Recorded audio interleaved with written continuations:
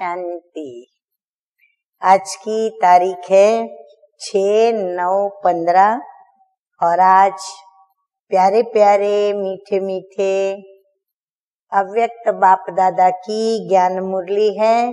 तो revise course की तारीख है 23/1/80 और आज फिर कल हम सभी ने जन्मोत्सव मनाया और भारत के अंदर भी जहां जहां भी श्री कृष्ण के चाहने वाले हैं, चाहे देश तथा विदेश, सभी ने कल श्री कृष्ण जन्मोत्सव बड़ी धाम-धूम से मनाया और उसकी खुशियों से अपनी झोली भी भर ली।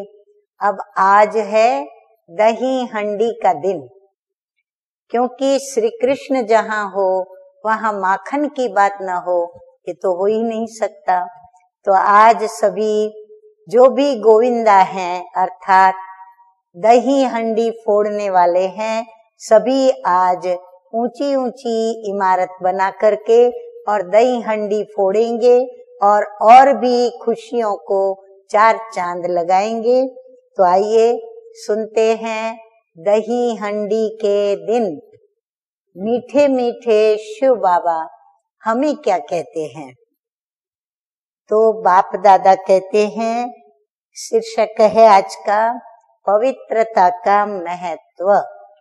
क्योंकि हम जानते हैं कि इस सृष्टि के चारों ही युगों के अंदर और जितने भी चार युगों के अंदर मनुष्य आत्माएं इस सृष्टि पर आती हैं और मनुष्य देह या देव देह धारण करती हैं, तो उन सभी में नंबर 1 पवित्रता यदि किसी की है तो वह है देवता श्री कृष्ण की, जिसका ही गायन है सर्वगुण संपन्न 16 कला संपूर्ण संपूर्ण निर्विकारी अहिंसा परमो धर्म मर्यादा पुरुषोत्तम।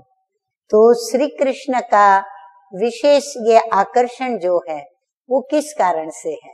क्योंकि उनकी पवित्रता ही मुख्य आकर्षण का केंद्र है।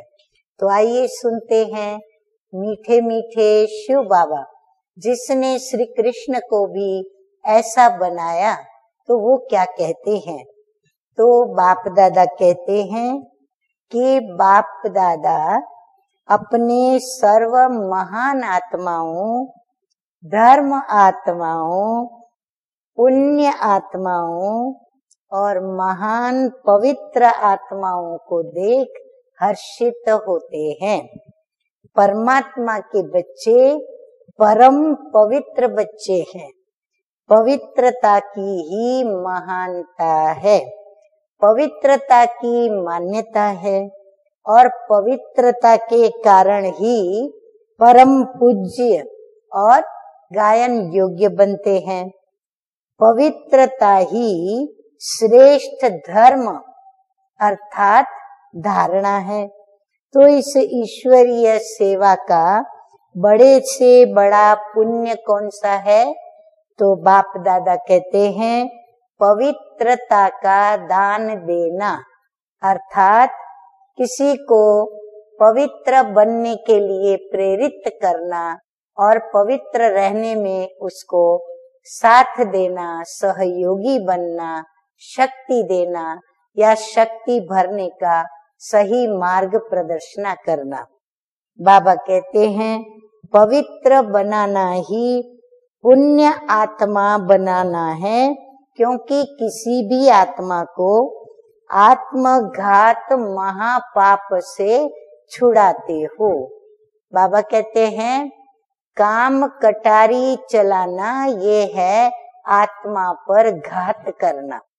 तो पवित्रता की धारणा करा के हम क्या करते हैं, उनको आत्मघात के महापाप से छुड़ाते हैं, मुक्त करते हैं। अपवित्रता आत्मघात है, पवित्रता जीयदान है। पवित्र बनाना अर्थात पुण्य आत्मा बनाना। बाबा कहते आप किसी को पवित्र आत्मा बनाते हो तो इसका मतलब क्या हुआ? आप उनको पुण्यात्मा बनाते हो। गीता के ज्ञान का व वर्तमान परमात्म ज्ञान का जो सार रूप में स्लोगन बनाते हो, उसमें भी पवित्रता का ही महत्व बताते हो कि पवित्र बनो, योगी बनो। वो कौन सा स्लोगन? पवित्र बनो, योगी बनो। यही स्लोगन महान आत्मा बनने का आधार है। ब्राह्मण जीवन के पुरुषार्थ के नंबर भी पवित्रता के आधार पर है। बाबा कहते हैं अभी संगम पर जो भी ब्राह्मण बच्चे पुरुषार्थ कर रहे हैं, उनको भी नंबर किस पर मिलते हैं? पवित्रता की धारणा के आधार पर ही नंबर मिलते हैं। भक्ति मार्ग में यादगार पवित्रता के आधार पर ही बने हुए हैं। बाबा कहते जितने भी पूजने योग्य देवी देवताओं के जो भी यादगार बने हैं, वो सब पवित्रता के आधार पर ही बने हैं। कोई भी भक्त आपके यादगार चित्र को पवित्रता के बिना टच नहीं कर सकते।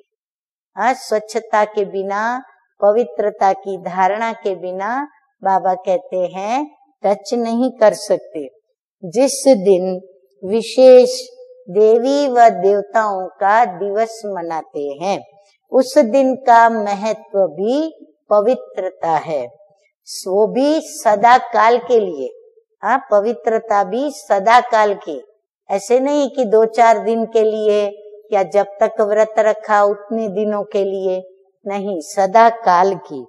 तो भक्त अल्पकाल के नियम का पालन करते हैं, जैसे नवरात्रि मनाते हैं, जन्माष्टमी अथवा दीपमाला या कोई विशेष उत्सव मनाते हैं, तो पवित्रता का नियम अल्पकाल के लिए जरूर पालन करते हैं। चाहे शरीर की पवित्रता, चाहे आत्मा के नियम, दोनों प्रकार की शुद्धि जरूर रखते हैं। अच्छा, ऐसे सदा विश्व कल्याणकारी महान पवित्र आत्माएं संकल्प व स्वप्न में भी अपवित्रता से परे रहने वाले ऐसे परम पूज्य और अब भी माननीय गायन योग्य कर्म योगी सदा स्वसंकल्प और स्वरूप द्वारा सेवाधारी ऐसे पुण्य आत्माओं को वरदानी महादानी बच्चों को बाप दादा का याद प्यार और नमस्ते। हम रूहानी बच्चों का रूहानी बाप दादा को याद प्यार, गुड मॉर्निंग और नमस्ते नमस्ते। वरदान सुनेंगे आज का। तो वरदान है सर्वगुण संपन्न बनने के साथ साथ किसी एक विशेषता में विशेष प्रभावशाली भव। जैसे डॉक्टर्स जनरल बीमारियों की नॉलेज तो रखते ही है, लेकिन साथ साथ किसी बात की विशेष नॉलेज में भी वे नामी ग्रामी होते हैं। ऐसे आप बच्चों को सर्वगुण संपन्न तो बनना ही है, फिर भी एक विशेषता को विशेष रूप से अनुभव में लाते, सेवा में लाते आगे बढ़ते चलो। जैसे सरस्वती को विद्या की देवी, लक्ष्मी को धन की देवी कह करके पूजते हैं, ऐसे अपने में सर्व गुण और सर्व शक्तियां होते भी एक विशेषता में विशेष रिसर्च कर स्वयं को प्रभावशाली बनाओ। स्लोगन है विकारों रूपी सांपों को सहज योग की शैया बना दो तो सदा निश्चिंत रहेंगे।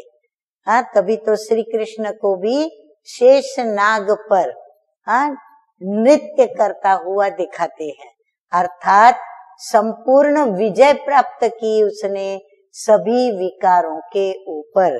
तो बाबा भी कहते हैं आप भी विकार रूपी सांपों को क्या करो, अपनी सहज योग की शैया बना दो, अर्थात उसको अपने वश करो, गुलाम बना दो।